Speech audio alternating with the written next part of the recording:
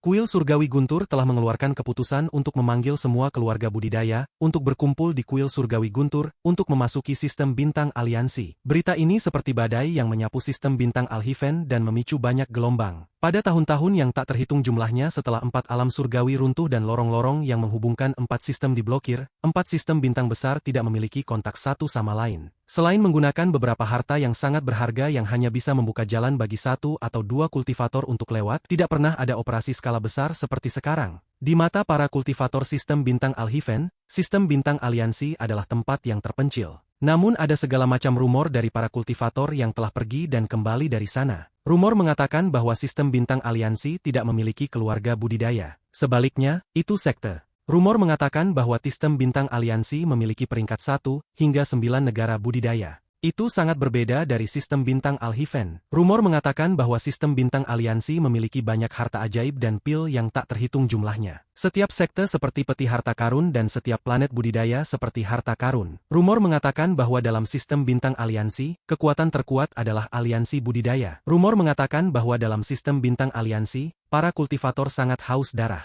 Mereka terbiasa bertarung dan seperti iblis. Semua jenis rumor menyebabkan para kultivator di sistem bintang Alhiven memiliki semua jenis gambar yang berbeda dari sistem bintang aliansi. Beberapa keluarga budidaya sangat tertarik dan dipenuhi keinginan untuk berperang. Namun ada beberapa keluarga budidaya yang tidak setuju dan masih ragu. Tetapi dengan dorongan dari Kuil Surgawi Guntur, menginvasi sistem bintang aliansi sudah merupakan kesimpulan terdahulu. Lebih penting lagi, tindakan Kuil Surgawi Guntur yang belum pernah terjadi sebelumnya telah memperoleh dukungan dari 2 keluarga kuat yang telah ada sejak dunia kultivasi kuno. Kedua keluarga ini adalah kekuatan yang paling kuat di sekitar selain dari satu keluarga dari zaman kuno. Kedua keluarga memiliki kekuatan yang tidak lebih lemah dari Kuil Surgawi Guntur. Salah satu keluarga itu adalah keluarga Siang planet Donglin. Bukan Kuil Surgawi Guntur yang pergi mencari mereka tetapi keluarga Siang yang pergi ke mereka. Keluarga Siang sangat mendukung ini dan bahkan menarik keluarga lain ke dalam masalah ini. Di bawah tekanan dari 3 kekuatan besar ini, bagaimana keluarga kultivasi lainnya berani untuk tidak patuh? Akibatnya, badai persiapan yang kuat berangkat di sistem bintang Alhiven. Setiap keluarga sedang bersiap untuk saat bagian itu akan terbuka. Untuk pertempuran ini, 3 kekuatan utama berkata, jika ada yang membuat eksploitasi, planet budidaya yang mereka taklukkan akan segera diberikan kepada mereka. Janji ini menggoda keluarga sistem bintang Alhiven. Bagaimanapun, tidak ada yang suka berbagi planet kultivasi, tetapi semua planet dengan energi spiritual telah diambil. Jika seseorang menginginkan planet budidaya mereka sendiri, mereka harus mencurinya dari sistem bintang aliansi. Selain itu, untuk menyiapkan semua keluarga budidaya, Kuil Surgawi Guntur mengeluarkan berbagai pil dan senjata magis. Mereka bahkan mengeluarkan mantra surgawi dan menciptakan adegan yang cukup. Kuil Surgawi Guntur dan 2 keluarga akan memberikan gelar surgawi. Ini adalah pertama kalinya pemberian skala besar terjadi sejak alam surgawi Guntur runtuh. Akan ada 36 surgawi dan 72 iblis untuk total 108 orang. Setiap orang yang memiliki gelar surgawi akan memiliki status di atas para utusan Kuil Surgawi Guntur dan akan dikagumi oleh semua kultivator di sistem bintang Alhiven. Mereka bahkan akan menjadi pemimpin dalam pertempuran melawan sistem bintang aliansi. Jika hanya itu yang ada di sana, itu tidak akan menjadi masalah besar. Lagi pula, tidak semua orang menyukai reputasi. Namun Kuil Surgawi Guntur sudah jelas memikirkan hal ini, jadi mereka menambahkan sesuatu yang lain untuk meningkatkan taruhannya. Kuil Surgawi Guntur mengumumkan bahwa semua orang yang diberi gelar surgawi akan secara pribadi diajari mantra surgawi oleh Dewa Surgawi King Sui. Ini adalah berita yang hampir menyebabkan badai runtuh. Masih ada Raja Surgawi yang hidup. Seluruh sistem bintang Alhiven mencapai titik didih. Semua keluarga budidaya yang awalnya tidak tertarik mengubah pikiran mereka. Mereka mengerahkan para elit mereka untuk mencuri tempat. Pada saat yang sama, Kuil Surgawi Guntur mengumumkan bahwa kedua keluarga budidaya mengatakan bahwa 36 surgawi dapat mengajukan permintaan. Kuil Surga Guntur dan 2 keluarga akan melakukan yang terbaik untuk mengabulkan permintaan mereka. Kegilaan mempromosikan gelar surgawi telah mencapai puncaknya di sistem bintang Alhiven, dan itu memungkinkan Kuil Surgawi Guntur mengumpulkan semua kekuatan dalam sistem Alhiven bersama-sama. Tetapi kemudian keluarga kultivasi yang paling misterius dari zaman kuno mengirimkan pesan yang memicu seluruh sistem bintang Alhiven dan menyebabkan semua tekad para kultivator mencapai puncak. Pemberian gelar surgawi hampir bisa dibandingkan dengan pemberian surgawi yang dilakukan oleh alam surgawi. Hanya ada satu baris dalam pesan ini. Ke-108 orang yang diberi gelar surgawi dapat memasuki kolam surgawi untuk mengubah asal mereka menjadi asal surgawi dan menjadi surgawi sejati. Perbedaan antara surgawi dan kultivator saat ini adalah bahwa mereka tidak hanya memiliki energi asal. Sebaliknya, mereka memiliki energi yang merupakan integrasi dari energi celestial dan energi asal surgawi. Tidak peduli seberapa kuat mantra surgawi, ada batasnya saat digunakan dengan energi asal. Namun jika energi asal surgawi digunakan, kekuatan sebenarnya dapat ditampilkan. Bahkan harta surgawi seperti ini. Badai telah meletus, nyala api telah menyala, dan semua orang menunggu di lorong untuk terbuka. Sama seperti badai persiapan dan nyala api menyebar di seluruh sistem bintang Al-Hifen, berita mengejutkan lainnya menyebar ke seluruh sistem. Keluarga Yao, keluarga yang tepat di bawah dua keluarga budidaya dari zaman kuno, mengirimkan ordo surgawi. Saat Hiven Order muncul, pembantaian menunggu. Keluarga Yao adalah keluarga paling kuat di antara 4 keluarga yang memiliki warisan dari alam surgawi. Mereka bahkan dapat dibandingkan dengan 2 keluarga budidaya dari zaman kuno, dan mereka bahkan memandang rendah kuil surgawi Guntur. Pada tahun-tahun yang tak terhitung jumlahnya setelah alam surgawi runtuh, keluarga Yao telah mengirimkan orde langitnya 3 kali. Setiap kali dikirim, ada banyak pertumpahan darah,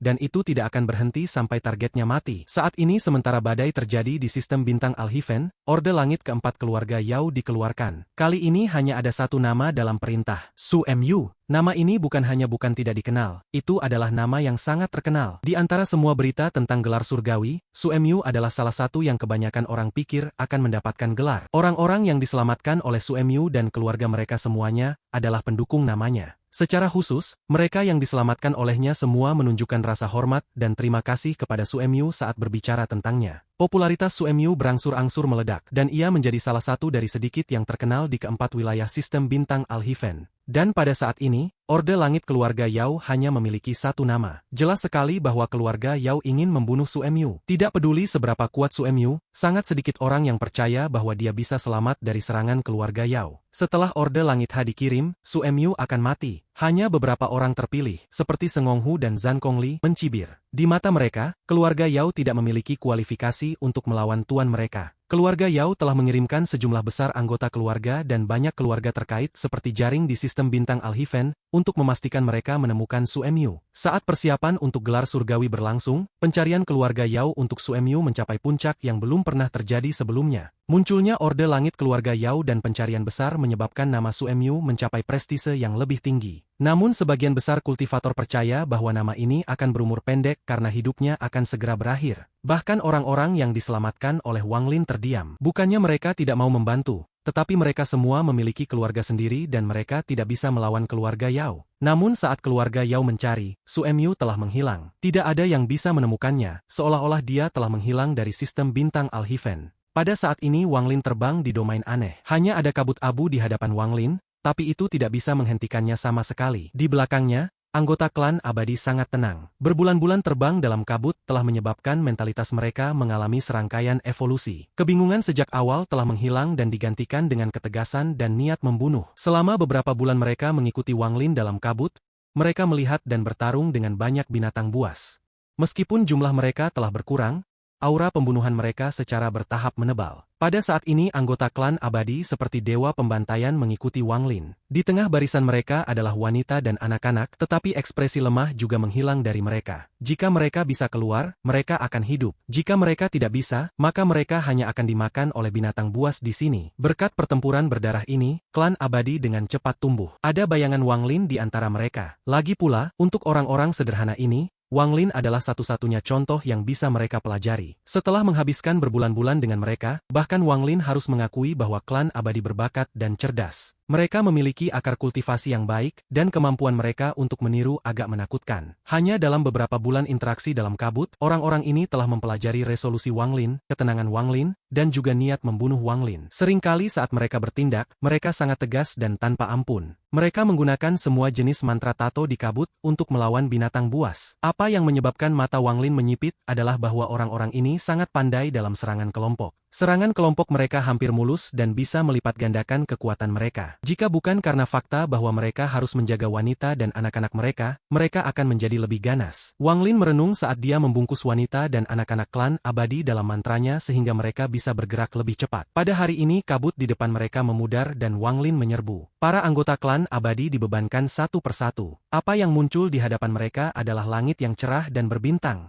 Domain barat sistem Al-Hifen. Saat dia melihat bintang-bintang, Wang Lin menjadi linglung. Tepat setelah apa yang terjadi di alam surgawi, dia dipindahkan ke binatang nether. Melihat bintang-bintang lagi setelah semua ini membuat semua yang terjadi terasa seperti mimpi. Sistem bintang Alhiven, aku kembali. Sekarang urutan tujuan pertama adalah menemukan domain mana ini. Aku harus menemukan planet budidaya. Wang Lin bergumam pada dirinya sendiri saat dia mengeluarkan batu giok. Ini adalah peta yang diberikan Seng Honghu padanya. Setelah melihatnya sebentar, dia memasukkannya kembali ke tasnya. Wang Lin melihat kembali pada anggota klan abadi. Ini adalah sistem bintang Alhiven di bawah wilayah surgawi Guntur. Sejak kalian tiba di sini, kalian bebas. Klan abadi merenung sejenak sebelum melihat Wang Lin dan berkata, "Penolong, kami tidak terbiasa dengan tempat ini. Apakah kamu memiliki planet budidaya yang dapat melindungi kita sementara waktu? Begitu kita terbiasa dengan sistem bintang Alhiven, kita pasti akan pergi." Wang Lin merenung sejenak dan mengangguk. Planet Qingling sangat besar dan bisa cocok dengan anggota klan abadi ini. Dia berbalik, mengambil langkah, dan bergegas maju seperti meteor. Anggota klan abadi mengikutinya. Ada ratusan sinar cahaya yang terbang menuju planet Qingling. Sepanjang jalan, Wang Lin menyebar akal ilahi, mencari planet budidaya. Tempat ini sangat terbuka, jadi sangat sulit untuk menemukan planet budidaya. Setelah 10 hari, mata Wang Lin berbinar dan dia mengunci sebuah planet kuning di kejauhan. Fluktuasi energi spiritual juga tidak terlalu kuat tetapi juga tidak lemah.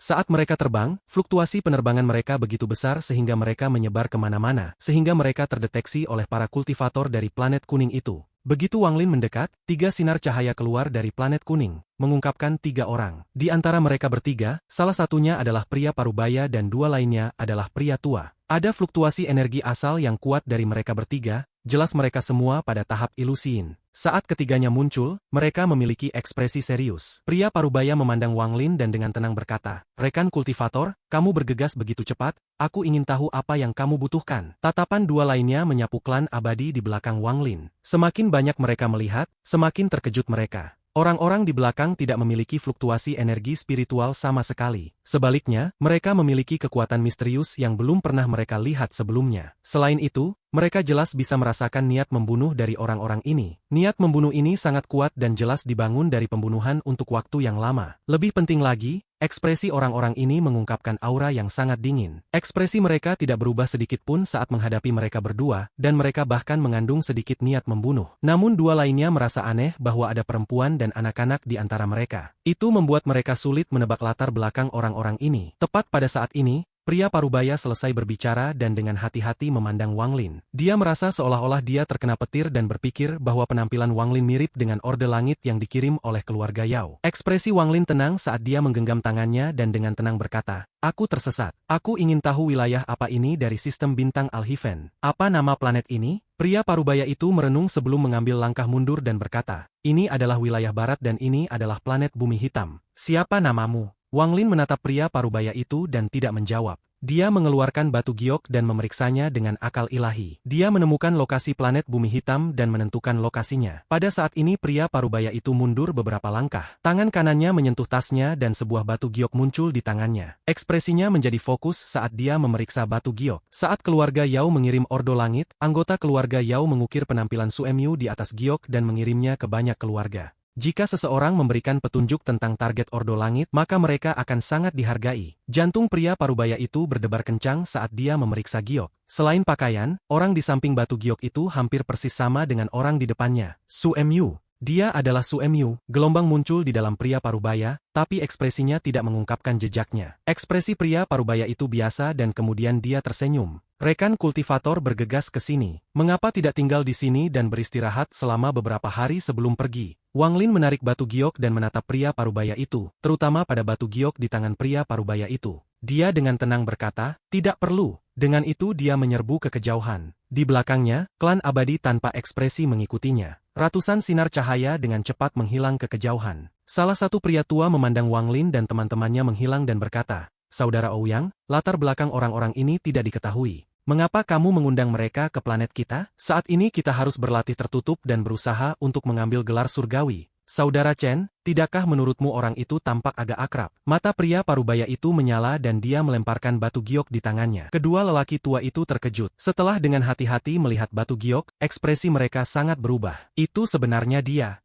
Ada desas-desus bahwa orang ini telah lama hilang. Dia tiba-tiba muncul di sini. Keluarga Yao memberi penghargaan kepada orang-orang yang memberikan petunjuk. Jika ini berhasil, maka mengambil gelar surgawi akan jauh lebih mudah. Pria parubaya menjilat bibirnya dan matanya dibanjiri keserakahan. Salah satu pria tua itu ragu-ragu dan berkata, namun, Suemyu ini bukan siapa-siapa. Jika kita mengungkapkan lokasinya, akankah dia datang untuk membalas dendam? Siapa takut? Dia tidak akan memiliki kesempatan untuk membalas dendam pada kita karena dia akan dibunuh oleh keluarga Yao. Pria parubaya itu mencibir saat dia mengambil kembali giok itu. Dia mengepalkan giginya dan segera menghancurkan giok. Itu berubah menjadi kabut. Kabut itu bergerak dan mengembun menjadi sosok ilusi. Ini adalah sosok seorang pemuda. Dia memiliki ekspresi yang sangat arogan. Planet bumi hitam Ouyang Kun menyambut utusan surgawi keluarga Yao. Aku baru saja menemukan jejak Suemyu. Wang Lin bergerak sangat cepat melalui bintang-bintang dengan ratusan sinar mengikutinya, mengisi ke kejauhan. Saat terbang, Wang Lin merenung. Pria parubaya itu agak aneh. Namun aku tidak mengenalnya atau pernah bertemu dengannya di masa lalu. Mungkin aku paranoid. Saat Wang Lin merenung, ada kilatan kedinginan di matanya dan dia berhenti. Anggota klan abadi semua berhenti dan menatap Wang Lin. Wang Lin membuka tasnya dan mengeluarkan giok peta. Setelah meninggalkan tanda, dia melemparkannya ke leluhur klan abadi. Dia dengan tenang berkata, aku menaruh tanda di lokasi planet Kingling. Kalian semua menuju ke sana. Aku akan menyusul nanti. Pria tua itu merenung dan mengambil batu giok itu. Setelah memeriksanya, dia memandang Wang Lin dan dengan hormat berkata, karena itu masalahnya, kita akan pergi dulu. Penolong, mari kita bertemu di planet Kingling. Wang Lin sedikit mengangguk dan menyaksikan klan abadi pergi. Setelah mereka pergi, Wang Lin berbalik dan mengambil langkah menuju planet bumi hitam. 3 orang di planet bumi hitam bertingkah aneh. Mungkin ada masalah di sana, lebih baik berhati-hati. Riak muncul di bawah kakinya. Setelah 1 langkah, ia mengambil langkah lain dan lebih banyak riak muncul. Dia bergabung dengan dunia tanpa hambatan. Saat dia mengangkat kakinya untuk langkah ketiga, dia menghilang sepenuhnya. Di luar planet bumi hitam, pria parubaya baru saja selesai berbicara. Mata pemuda yang dibentuk oleh kabut bersinar terang. Ada sedikit kegembiraan di wajahnya saat dia berkata, bagus sekali, aku akan melaporkan petunjuk yang kalian bertiga telah berikan kepada keluarga. Jika itu benar, maka secara alami tidak akan ada kekurangan untuk kalian bertiga. Setelah dia berbicara, kabut menghilang. Mata pria parubaya itu dipenuhi dengan sukacita. Dia melihat kembali kedua temannya dan tertawa. Ini sangat sederhana. Kami hanya harus memberikan petunjuk dan bahwa Suemyu pasti akan mati. Mengapa kita harus membiarkan orang lain mendapatkan manfaat ini? Adalah kehendak surga untuk memberi kita kesempatan ini. Jika tidak, mengapa Suemyu datang ke sini daripada planet budidaya lain? Kedua lelaki tua itu merenung dalam diam dan tersenyum masam. Sekarang masalah sudah ditetapkan, tidak mungkin untuk berubah. Namun ada bayangan kekhawatiran yang tidak akan hilang di hati mereka. Aku harap Suemyu tidak sekuat yang dikatakan legenda dan bahwa dia terbunuh oleh keluarga Yao. Jika dia tahu bahwa keberadaannya dibocorkan oleh kami, aku khawatir. Sama seperti orang tua itu mengatakan ini, ekspresinya sangat berubah. Dia melihat ke belakang pria parubaya itu dan wajahnya segera berubah pucat tanpa jejak darah. Tubuh lelaki tua lainnya menggigil. Matanya menunjukkan ekspresi tidak percaya dan dia berseru, Suemyu. Pada saat ini semua rambut di tubuh pria parubaya itu berdiri dan rasa dingin muncul di hatinya. Dia tidak berani bergerak atau berbalik sama sekali, seolah-olah dia terkejut oleh kilat. Riak muncul di kekosongan di belakang pria parubaya dan Wang Lin keluar. Matanya dipenuhi dengan niat membunuh yang begitu kuat. Kamu bertiga punya nyali. Saat Wang Lin muncul, kedua jarinya membentuk pedang. Dengan 1 langkah, dia menekannya langsung di belakang kepala pria parubaya itu.